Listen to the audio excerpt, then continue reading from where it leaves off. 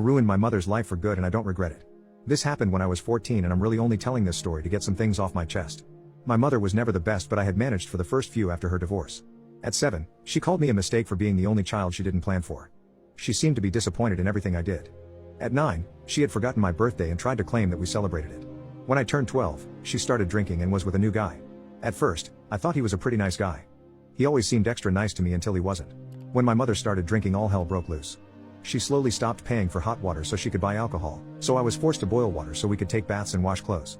I ended up getting burned on my chest pretty badly from a split pot of water. I had to treat the burn myself despite not knowing what to do. She would also pawn off my stuff so she could use the money from that as well.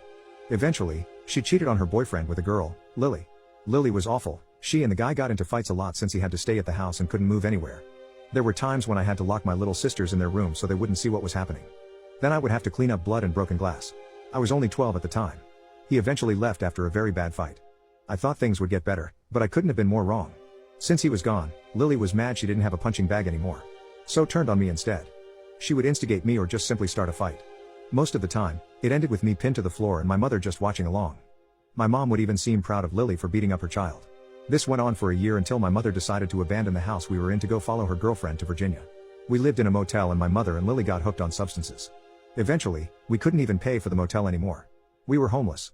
I don't know how my mother got past CPS for so many years despite many complaints and even my attempts to tell adults at my school about what was happening.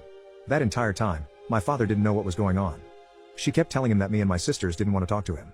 She was using child support to pay for her substances and alcohol, so I was left paying for food on my own. I spent many nights skipping meals. I would sneak stuff home from school lunches to give to my siblings if I didn't have enough money to pay for dinner that night. I got very thin during that year in Virginia, but I held out. Finally, my dad threatened to take her to court if she didn't let us at least talk with him on the phone. So she allowed it under her supervision. But when my father asked if we wanted to visit that summer, I sprung on the opportunity. This was my one chance to get my sisters away from this vile woman and her partner. I couldn't risk losing it, so despite her trying to gesture no, I said yes. After the call, she was very angry with me. She couldn't refuse to let us see our dad because he had already heard that we wanted to see him.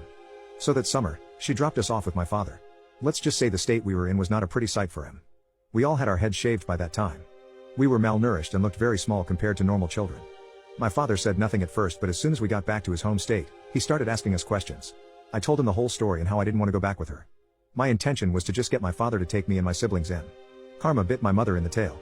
My father got in touch with my mother's side of the family and explained what was going on. They were very wealthy and ended up hiring a really good lawyer. My father married his now wife so that gaining custody would be easier. We ended up taking everything from my mother. Her only income, her children, and her visitation rights. After it was over, I felt so relieved. My mother, of course, had to leave me with one more screw you by calling me on my 14th birthday to harass me. But it didn't matter, it was over and we were free from her. I cut all contact with my mother and so have my sisters. The last 6 years have been rough, but it will always be better than the hell that my mother put me through. I will always be thankful to my father for taking me away from that vile woman. Sometimes I look her up on Facebook in hopes that she has changed. I never see change. She has lost a lot of weight and is still homeless. I can't help the satisfaction I feel seeing the nightmare she is living through. You didn't ruin your mom's life. She did. If you feel even the slightest bit of guilt about how things played out, you should do what you can to let it go.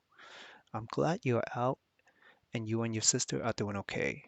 And it sounds like you got a plan to keep moving forward, and that's awesome.